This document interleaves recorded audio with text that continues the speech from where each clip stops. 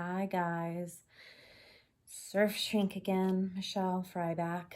If you're needing to know where to find me, I'm on YouTube, Surfshrink.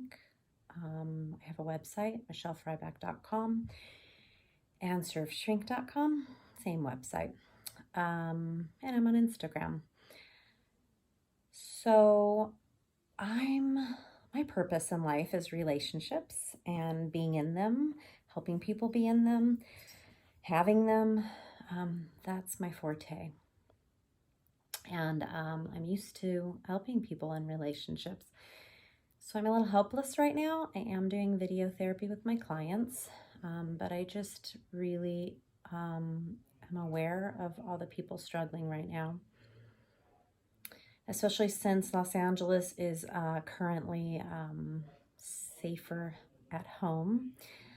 Policy has been implemented, and so I think a lot of people are really terrified of their financial situation. There are a lot of older people or vulnerable people afraid about their health, and just a lot of people that have already existing depression and anxiety that is exacerbated by isolation. So that's my other cat walking by. So a lot of people are just struggling in the world, and not just in Los Angeles, all over the world. And so today I would just like to tackle being in a relationship and being quarantined, and some tools that can help that process be a little bit easier. So first and foremost, I personally work nights and my husband works very early mornings. So we don't spend that much time together during the week. We have Friday, Saturday, Sunday, we spend time together, but we're also pretty independent. We have separate friends. We have common interests. We both surf. But we also like some same movies and some not same movies and television shows. So there are a lot of differences about us, which I like. And usually it's really not an issue because he does his thing, I do my thing. We come together when necessary. But right now we're both at home. I'm working from home and he's in construction and not working. So we're on top of each other a lot more interaction than usual. And I see a lot of memes about this relationship's either going to end in divorce or murder, jokes like that, that the Chinese divorce rate has gone up since quarantine. So I wanted to just offer, I don't know, some tidbits of support and advice. First of all, you're not abnormal if you're struggling in your relationship. And it doesn't mean you don't love your partner if they're driving you crazy and you don't feel loving. There is a difference between being in love and choosing to love someone.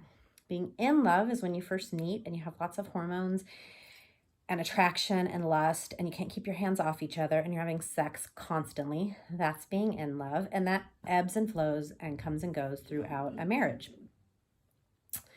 Choosing to love someone is a choice, and that's something you do when your spouse chews really loud and it's annoying, or you're stuck on top of each other during quarantine, or anything your spouse or partner does that's hard. You choose to love them. Even when you're angry with them and hurt, you choose to know that deep down inside you still love this person. And that's a choice. And that can last a lifetime if you choose. So for those of you who think you don't feel in love anymore, so you therefore must not love this person, it's not the same. Being in love comes and goes. In fact, I love that Alicia Keys song, Falling In and Out of Love with You, because it's so true. We fall in and out of love with our partners constantly. Some people are so fortunate and they can feel in love more often than others. So that's number one. I'm not going to babble as much this time because I took notes. I'm learning. The other thing is you cannot control your partner. Really, you can't control anything outside of yourself, which is why, a little drop again, meditation is such a great practice. It teaches you to let go of trying to control things and just stay with your own being. So we can't control anything outside of ourselves, especially our partners. Remember that. If your partner is doing something you don't like or acting in a way that doesn't feel good, you can say something about it. You can set boundaries.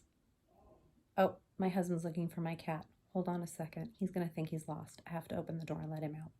Wally, come on. You go outside. Go see Dan. Go on. Dan's looking for you. Go, go, go. It's always the animals interrupting, huh? All right, so you can't control your partner. You can't control what they're doing. So you communicate with them. You express your needs, your wants, your feelings. You drop it. You let it go.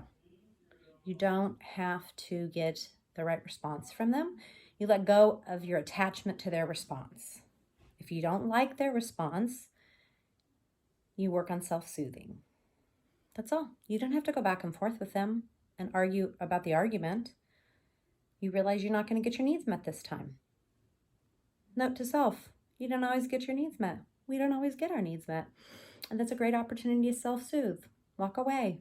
Go in another room if you have another room. Hopefully you do. If you don't, walk around the block. Go in the bathroom. Sit on top of the toilet with the lid down and take some time out for yourself. All right.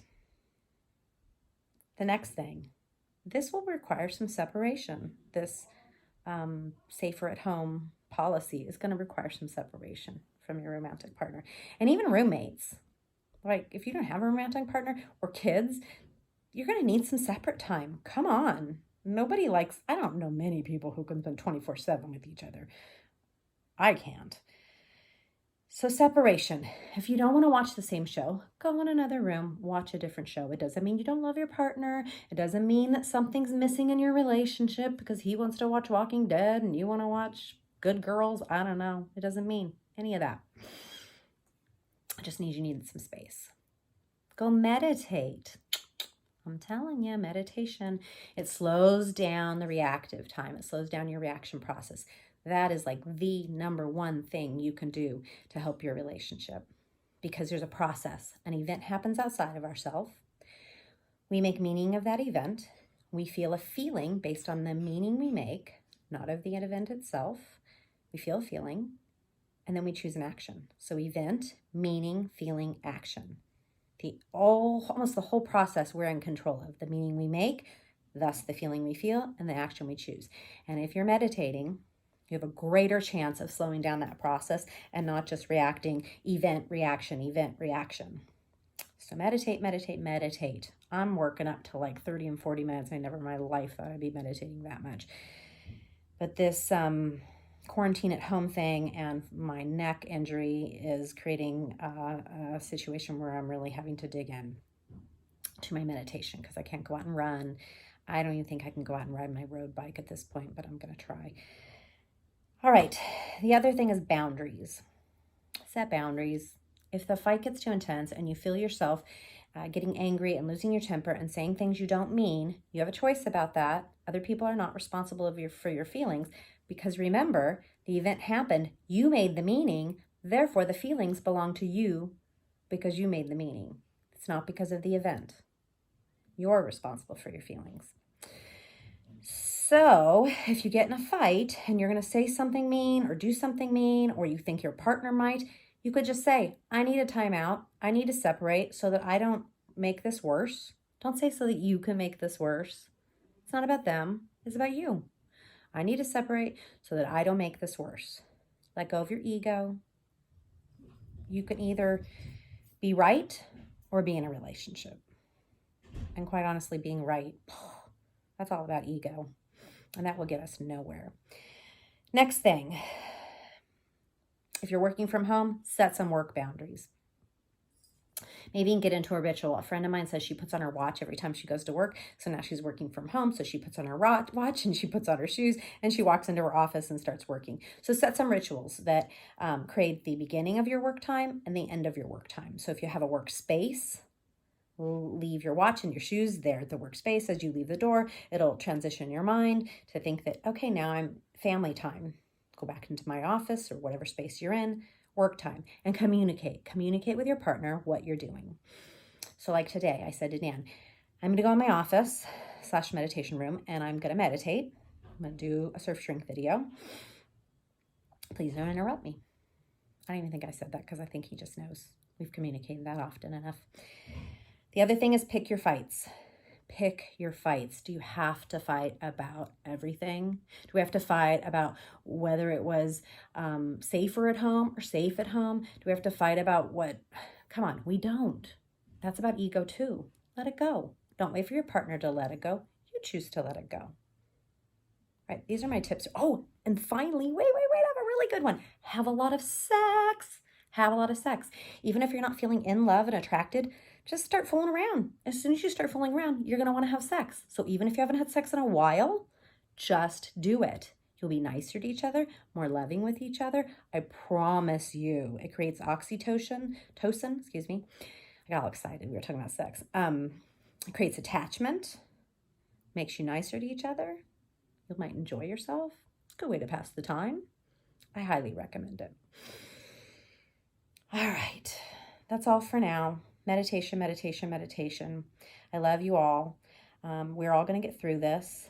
If you are suffering because your health is in jeopardy right now, I will be praying for you. I am level 1 Reiki certified, so I can send out Reiki to people. I've been sending it out when I meditate to the entire world. And if you are struggling with your finances, I don't have an answer, but I care, and others care, and I have faith in our government that they're going to have our back when this is over. I don't care what your political party is, but I think we're all in this together, and hang in there, people. We can get through this one day at a time.